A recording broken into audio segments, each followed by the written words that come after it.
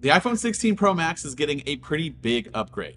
No, seriously, it's actually physically getting bigger in some areas. And so in this video, we're going to go over 5 of the biggest changes coming to the iPhone 16 Pro Max. Now, starting with size, we are expecting the iPhone 16 Pro Max to jump up a little bit from 6.7 to 6.9 inches in size. And that's not going to be just a reduction in bezels or just for the screen. The phone is actually going to get a little bit taller and a little bit wider than last year's iPhone 15 Pro Max. While thickness will remain the same, the weight will increase slightly due to the larger size.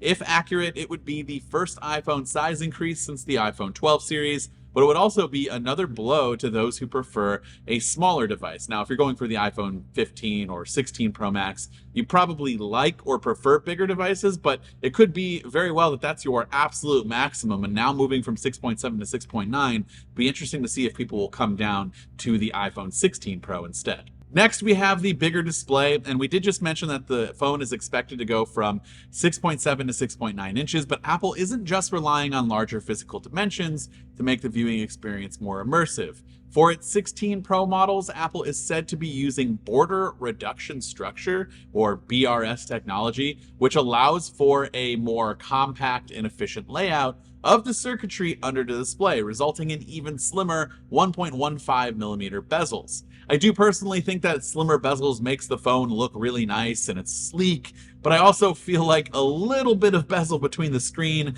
and the actual frame of the phone helps with having a place to put your finger so that you don't accidentally press the screen and open up an app that you didn't want to open up. And I feel like the more we reduce these bezels to basically being non-existent, well, we're going to have a lot more of those accidental presses. But of course, I would love to hear from you in the comments down below about the bezels and the bigger size. What do you think so far? The iPhone 16 Pro Max is also getting another 48 megapixel camera this year. This time it's going to be the ultra wide getting that bump, but the main 48 megapixel main sensor is going to be 12% bigger and feature a stacked design for better performance, a 14-bit analog to digital converter for higher quality image data conversion, and a digital gain control for better dynamic range and noise control.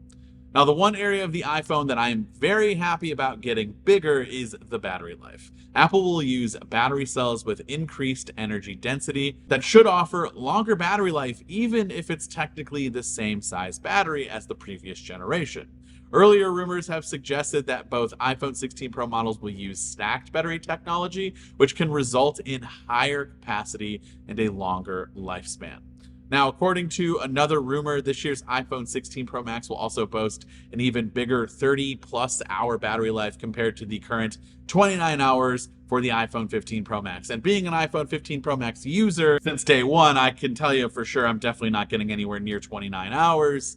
It's still better than any other iPhone that I could get right now just because it's the biggest, but it's still not as good as some other phones out there that have larger batteries in that same form factor. Last but not least, we do expect bigger storage capacities for the iPhone 16 Pro, potentially reaching all the way up to 2 terabytes in storage. And this would put the iPhone now in line with the latest iPad Pro in terms of storage configurations. Now, I used to joke about who would need that much storage, but considering that I'm actually filling up my 512 pretty easily, and if I go to shoot in ProRes log, which I like to do at times, it actually won't even let me do it. I do have some storage available, which you would think would be enough for a clip or two, but it's like, nope, you can't do it. You're going to need to reduce some space or switch to another mode. It's just not happening. And so, yeah, I think I might have to at least get 1 terabyte. And if you're somebody like me who uses ProRes log or just likes to shoot a lot of high quality footage on their iPhones, 2 terabytes might be an even better option for you, but you probably still even need to get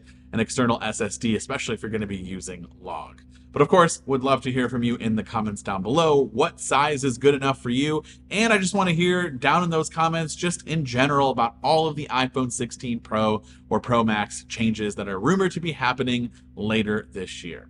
This is Dan with MacRumors. Thanks so much for watching, and I look forward to seeing you all in the next video.